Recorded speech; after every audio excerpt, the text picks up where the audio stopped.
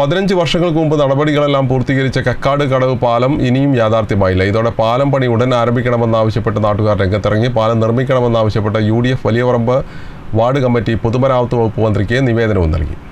1.5 പതിറ്റാണ്ട് മുമ്പ് ഏറെക്കുറെ നടപടികളെല്ലാം പൂർത്തീകരിച്ച നിർദ്ദിഷ്ട കക്കാട് കടവ് പാലമാണ് ഇനിയും യാഥാർത്ഥ്യമാവാതെ കിടക്കുന്നത്. നടപടികൾ പൂർത്തിയാക്കി പാലം പണി ഉടൻ ആരംഭിക്കണമെന്നാവശ്യപ്പെട്ട് ഇരു കരകളിലും നാട്ടുകാരും രംഗത്തിറങ്ങി.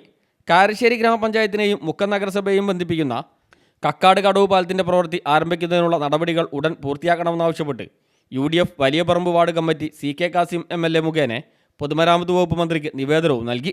മറുഭാഗത്ത് നിന്ന് ചേന്നമംഗലൂർ സ്വദേശി KP അഹമ്മദ് കുട്ടി നേരത്തെ നിവേദനം നൽകിയിരുന്നു.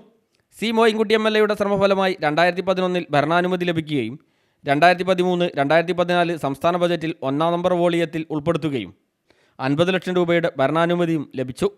തുടർന്ന് DPR തയ്യാറാക്കുകയും ഇൻവെസ്റ്റിഗേഷൻ പ്രവൃത്തി പൂർത്തീകരിക്കുകയും ഡിസൈൻ ഡ്രോയിങ് ലഭിക്കുകയും ചെയ്തു. 9 കോടി രൂപയുടെ എസ്റ്റിമേറ്റ് ഭരണാനുമതിക്ക് വേണ്ടി 2015 ഏപ്രിൽ 28 സമർപ്പിക്കുകയും ചെയ്തു. പക്ഷേ പിന്നീട് ഈ പദ്ധതി നിശ്ചലമാവുകയായിരുന്നു.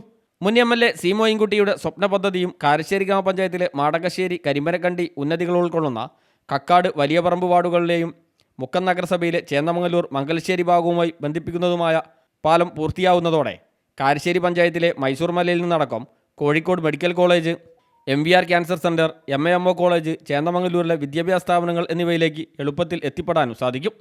ഒട്ടേറെ ആളുകൾക്ക് പ്രയോജനപ്പെടുന്ന പാലം പ്രവൃത്തി ഉടൻ ആരംഭിക്കാൻ നടപടികൾ ഉണ്ടാവണമെന്ന് നാട്ടുകാരും ആവശ്യപ്പെടുന്നു.